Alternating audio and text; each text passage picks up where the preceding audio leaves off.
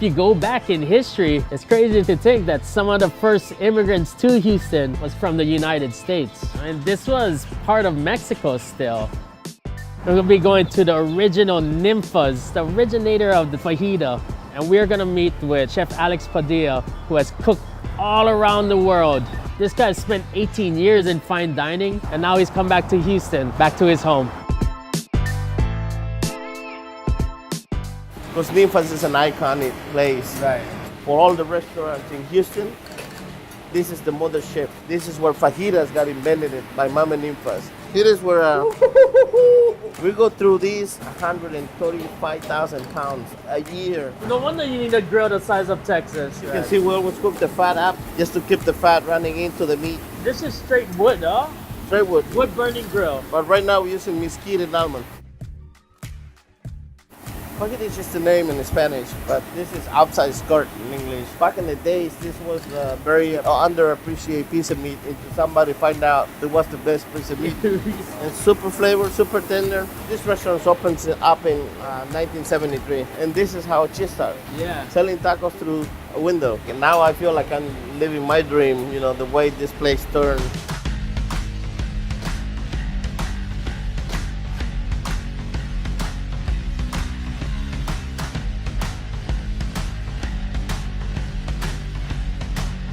Welcome to Houston.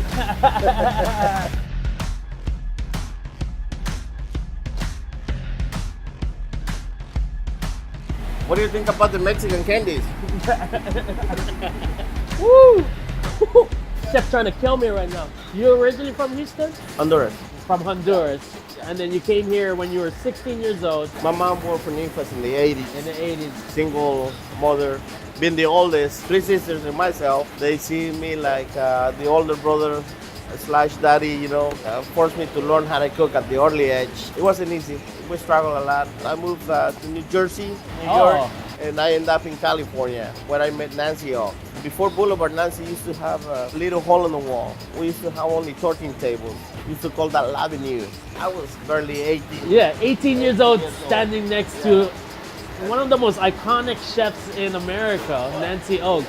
What was it like cooking next to her? Let me put it this way, it was only 13 tables. Yeah. Everybody was a pastry chef, everybody was a dishwasher, everybody was a butcher. That's how I started, you know, getting... That's the training ground, so you got to see all of that. In 3 months, I was already on the grill. In the morning, you know, I was the butcher guy. Yeah. 4 years later, we moved to 300-seat restaurant, and I was the executive sous chef. I always see Nancy like my mom, and she always see me like, you know, her son, and she never had. This is a street food, taking it to another level. Got a little bit of lime, rind, cilantro, white pepper, chipotle. This is cotija cheese. This is the most ridiculous part in this dish. Mezcal, look at this.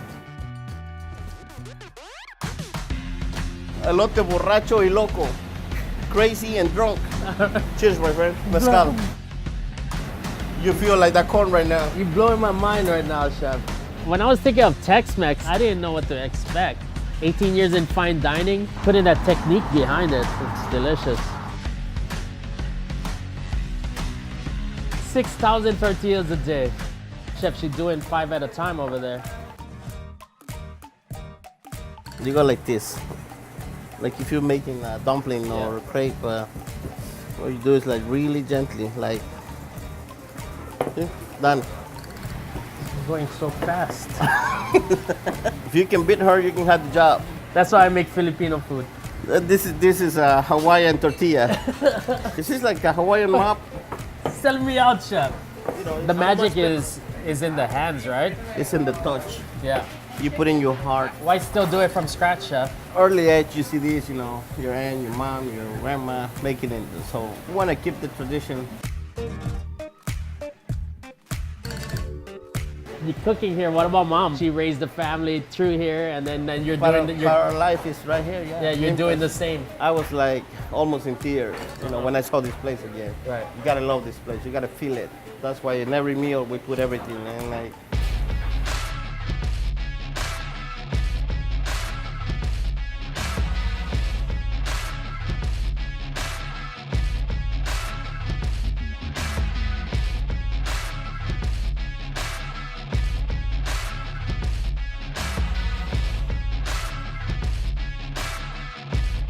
These are the tortillas made fresh every day. Now this is the one you tried to make right here. See, it turned out all right.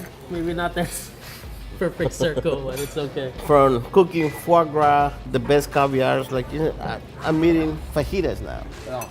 But what is behind the fajitas is the history, and I'm part of that.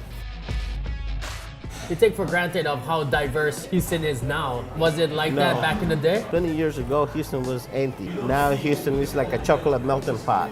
We're so lucky here. We want Mexican food one day, Hawaiian food, Chinese food, Italian food, French food, you name it. Yeah. It's all in Houston now. In San Francisco, I spent 18 years. 18 years in San Francisco. That makes me take the job to, you know, family, and I saw my mom, my sisters, and so after 6 months, I start changing little things, quality, Yeah. techniques. I like to train dishwashers, I like to train prep cooks and move those guys on. I see those guys the same way, you know, I went through many years back. You're the Nancy Oaks of Houston right now. She's prettier than me. I would like to show you the new stuff. Let's start with the blue crab jambalaya crab cake. It's coming from the wood burning oven with chipotle sauce and pasilla pepper.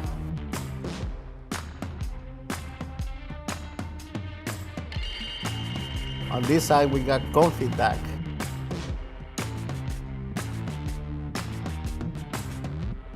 Cajicama mango and cucumber with queen's paste and raspberry sauce.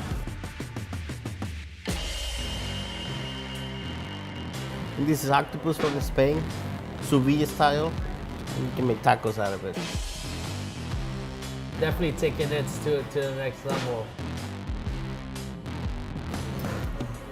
This is from the Gulf, which is right behind us. Oh man, that's delicious. The sous vide, so tender. And then the duck confit, classic French style, yeah? Yep. We went from the OG fajitas, and then we're doing duck confit Duck tacos. confit. I love it. Still feels like a spot that is of the neighborhood, but you're inserting all of these flavors that it's super creative. Your food and your story is what this city is built upon. You're a guy from Honduras making Tex-Mex. You know, with European training and American, and I choose to work with Latin flavors and make the original Nimpa one of the best restaurants in Houston. If I was to cut my wrist, my arm open, I'd be bleeding 808. 808. Be bleeding Hawaii. You probably do the same. Bleeding mezcal or tequila. There's orange, tamarind, sugar, green onion, cayenne pepper.